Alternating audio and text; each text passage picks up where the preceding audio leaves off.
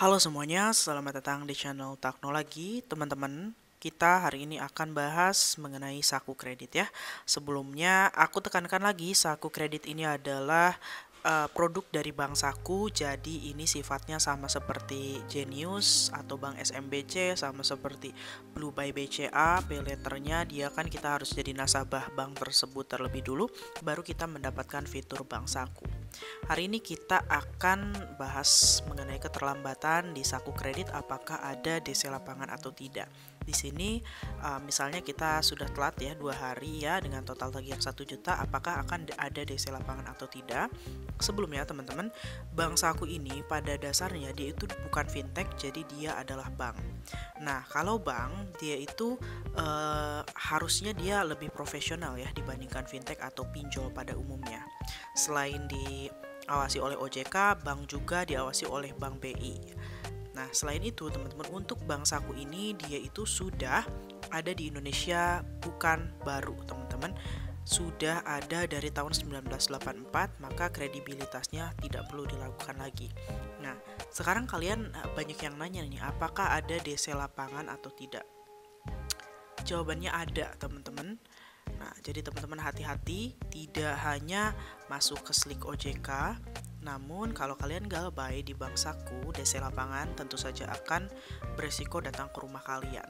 Nah, di sini aku tampilkan syarat dan ketentuan saku kredit ada di bagian one prestasi ya, teman-teman ya. Di bagian one prestasi itu disebutkan mana ya? One prestasi.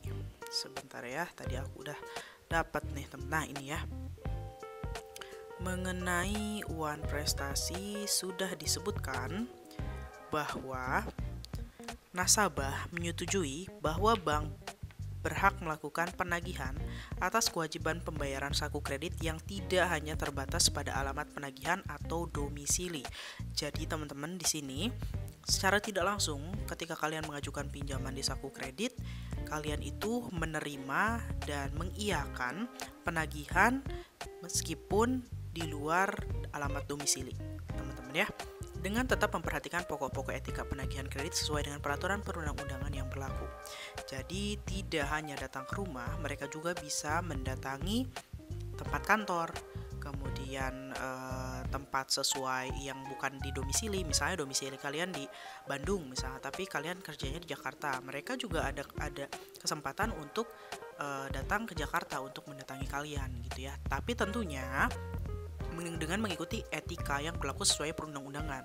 Biasanya kalau menagih di luar domisili itu mereka akan minta izin dulu ya teman-teman ke kalian. Dan teman-teman biasanya dari aplikasi itu kan izin lokasi itu diizinkan ya, maka mereka itu bisa mengetahui lokasi kalian berdasarkan data di handphone kalian atau jaringan di handphone kalian. Nah, jadi teman-teman aku himbau lagi hati-hati yang galbay di aplikasi saku kredit karena ada DC lapangannya dan masuk ke Slik OJK ya teman-teman ya. Kalau ada pertanyaan lagi silahkan tulis di kolom komentar. Akhir kata, sampai jumpa lagi guys.